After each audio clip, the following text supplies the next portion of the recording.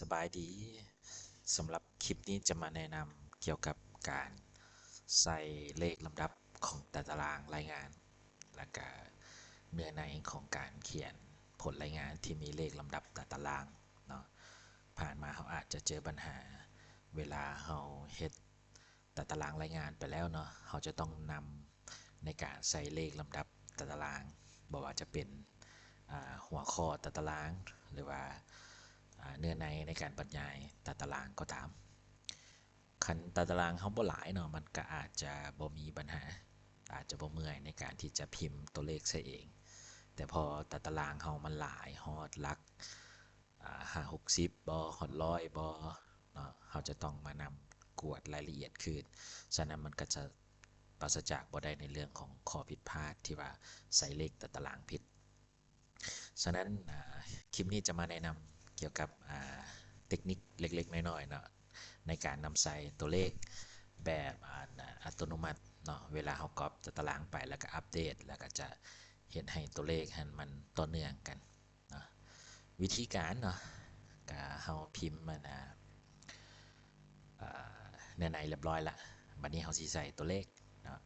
ก่อนที่เขาจะไปใส่ตัวเลขนั้นต้องสังเกตเบิ่งฟอนต์เนาะที่เขาพิมพ์มันต้องเป็นฟอนต์คีย์บอร์ดภาษาอังกฤษนะจากนั้นเขาเข้าคำสั่ง reference นะแล้วก็ insert caption เนี่ยจะมีวินโดว์น้อยตัวหนึ่งขึ้นมา text box ตัวหนึ่งเขาเป็น new label แล้วก็ใส่ชื่อตามที่เขามักเนาะ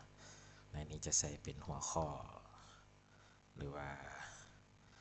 หัวข้อตารางเนาะจังจื่อไงแล้วก็เขากดตัวนี้เพื่อบ่ให้มันโชว์คำว่าตารางเขาต้องการแต่เลขหนึ่งเนาะหรือว่าอยากได้คำว่าตารางที่ก็สามารถพิมพ์ตารางที่สี่จำอยู่ในหัวข้อตัวนี้เลยก็ได้แต่เขาจะพิมพ์แล้วอยากได้แต่ตัวเลขตัวนี้มันก็สีสะดวกในการจัดฟอร์แมตมันแน่หลังจากเขาตั้งค่าเรียบร้อยแล้วก็มีแต่กดโอเคนะตอนนี้นี่ฟอร์แมตนี่มันสีเด้งไปเป็นหัวข้อของ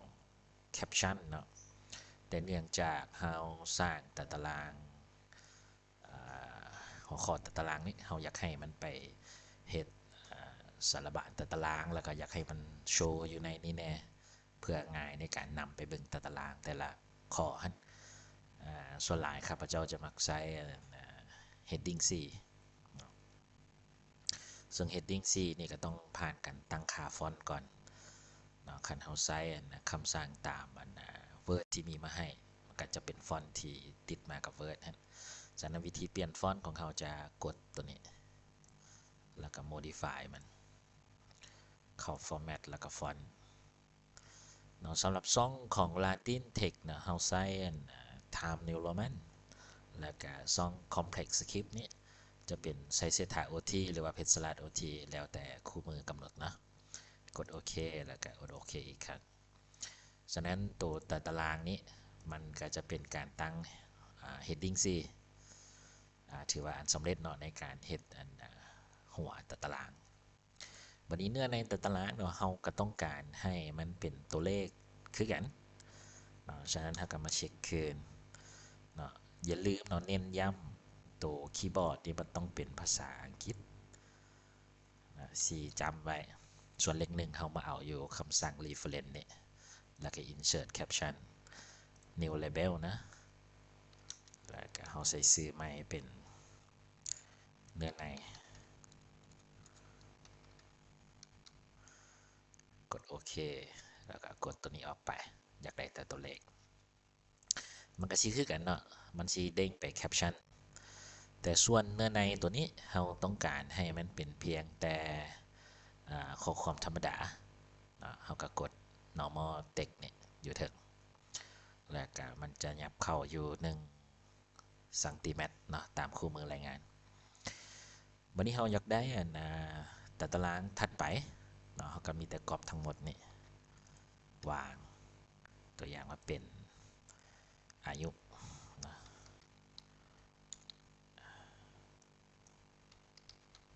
อายุ จะสมมติให้มันมีจักสามรายการส่วนการพิมพ์มัน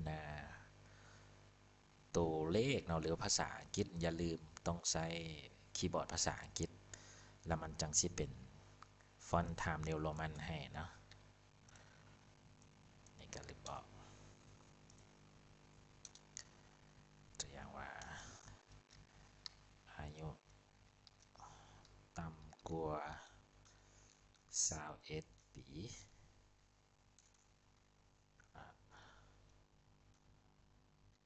30 ปี31 ปีขึ้นไปแล้วก็ตารางต่อไปเช่นกันเนาะเขาก็ copy แล้วก็วางเขาอยากได้ตารางเขาเพิ่มเอาบัดนี้เนาะหลังจากเขา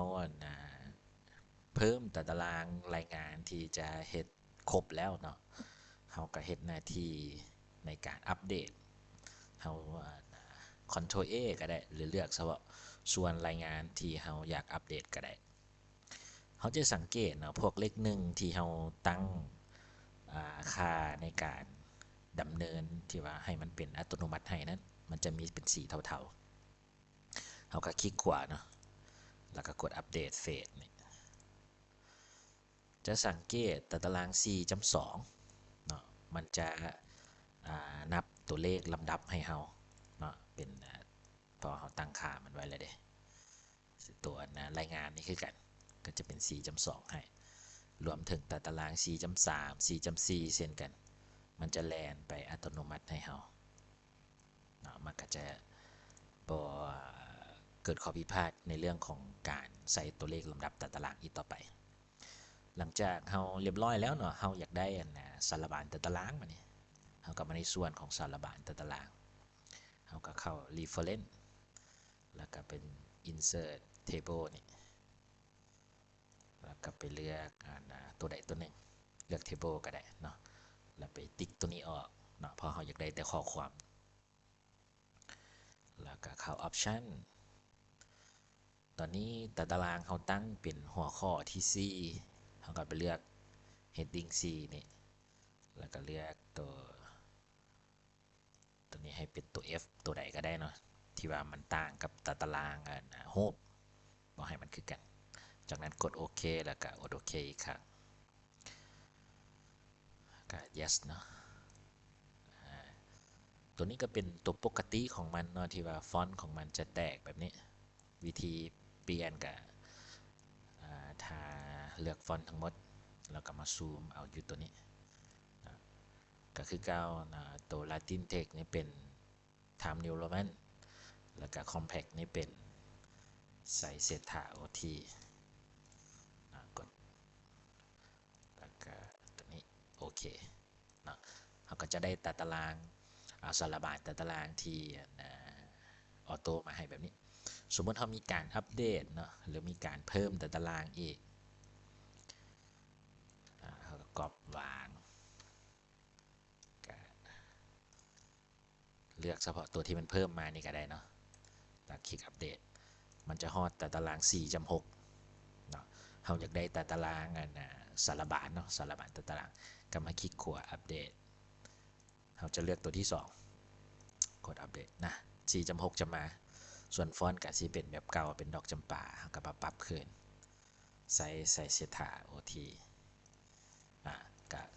ถือว่าสำเร็จเนาะการเฮ็ดตารางรายงานแล้วก็เฮ็ดสารบานตารางแล้วก็เป็นเทคนิคง่ายๆที่แชร์ให้กันเพื่อให้แต่ละคนไปนำใช้ในการเฮ็ดบทรายงานเฮ็ดบทวิทยานิพนธ์หรือว่าบทจบสั้นโดยที่บ่ต้องไปจัดฟอร์แมตให้มันยุ่งยากเนาะก็เข้าใจว่าคลิปนี้จะเป็นประโยชน์แก่ทุกคนถ้าพวกเขามีอย่างอยากแลกเปลี่ยนก็สามารถคอมเมนต์นะถ้าอันใดที่ข้าพเจ้าพอจะมีเทคนิคง่ายๆนะก็สิอัดคลิปให้พวกเขาอีก